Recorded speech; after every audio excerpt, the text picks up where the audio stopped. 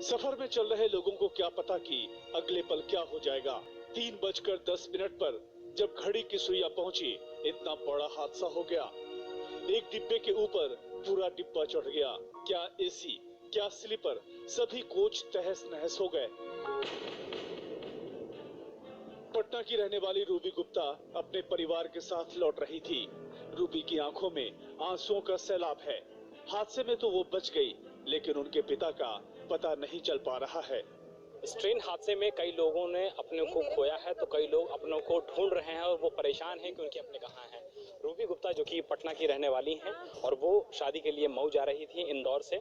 उनके पिता फिलहाल इस एक्सीडेंट में, इस हादसे के बाद से गायब हैं और लगातार ये कोशिश की जा रही है कि राम प्रसाद गुप्ता जो कि उनके पिता हैं, उनकी तलाश की जा सके। रूबी ये बताइए कि जब ये हादसा हुआ तो आप लोग उस समय सो रही थी, कैसे पता लगा आप लोग को हादसे के बारे में? तब हम सो रहे थे, फिर अचानक में ट्रेन पलट गई, हमको पता नहीं चला क्या हो गया। फिर हम वापस बहुत चिल्ला रहे थे अंदर ही, हमको नहीं पता, हमारे पापा नहीं मिल रहे। कोई बोल रहा है कि अस्पताल में है, कोई बोल रही कोई ट्रेन में है, पर हमें हमारे पापा चाहिए। हमें आपकी 1 दिसंबर को आने वाली शादी है, आप पूरे परिवार के साथ कहाँ जा रही थी? मऊ जा रहे थे हम तो 1 दिसंबर की शादी मऊ जा रहे थे। सब जने सब ठीक है हमारे यहाँ, बस थोड़ा बहुत चोट लगा है और मेरे पापा नहीं दिख रहे बस। रूबी की तरह सैकड़ों लोग हैं जिन्होंने ऐसा हादसा पहली बार देखा है। हादसे में घायल लोग अभी भी मौके पर बैठे हुए हैं। कोई थोड़ा जख्मी है तो कोई ज्यादा। मलबे में तब्दील हो चुके इन डिब्बों को देखकर आप अंदाजा लगा सकते हैं कि हादसा कितना बड़ा हुआ है। जरा सोचिए, जो लोग इस डिब्बे में सफर कर रहे थे, उनका क्या हाल हुआ होगा।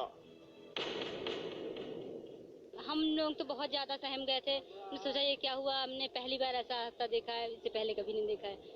बहुत ज्यादा डर गए थे हम लोग बहुत डर गए थे और बहुत ज्यादा ही घबराहट हो गई हम लोगों को। हम लोग सोचा क्या हुआ है। हम लोग जग रहे थे, हम लोग लखनऊ में उतरने वाले थे। हम लोग सोचा था लखनऊ में हम लोग उतर जाएंगे, फिर अपना क्या अयोध्या होके फिर बहराइच चले जाएंगे। और हम आ रहे थे वहाँ से, हम 8 में थे और मेरे मम्मी पापा जो वो 5th में 5 में थे, तो उनके पास आ रहे थे और रास्ते में इतने अचानक झटका हुआ और हम गिर पड़े सर के बल। थोड़ा सा सर में हल्की सी चोट लगी और फिर मम्मी पापा के उठा था मेरा और फिर हम लोग किसी तरह उतर के नीचे आए हैं। उम्र के इस पड़ाव में आंखों के सामने ऐसा हादसा देखकर अब तक दहशत में है ये बुजुर्ग स्लीपर कोच में सफर कर रहे थे। हादसे के बाद कोच जमीन में धंस चुका है, लेकिन किस्मत देखिए, इस बुजुर्ग को मामूली चोटें आई। जिंदगी के कई दशक देख चुके हैं, लेकिन ऐसा हादसा पहले है।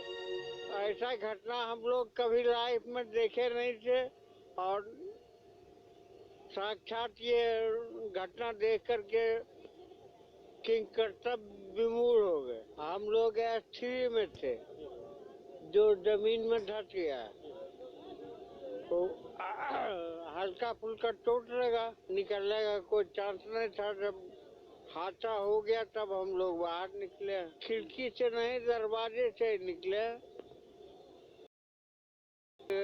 सामने। हाँ, हमारे साथ जो हैं वो सुरक्षित हैं। कुछ लोग सफर के दौरान जगे थे, लेकिन हादसे के वक्त लगा कि मानो कोई सपना देख रहे हैं।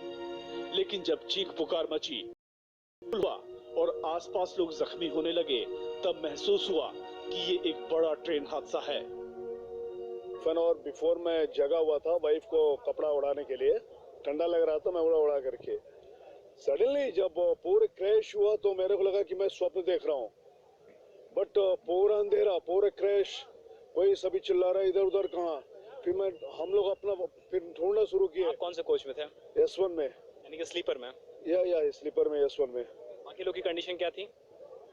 काफी डेथ हुआ है, बट जो बच्चा आपका साथ में था और पत्नी आपकी, वो मेरा सुरक्षित है सर, पूर्णतः सुरक्षित है।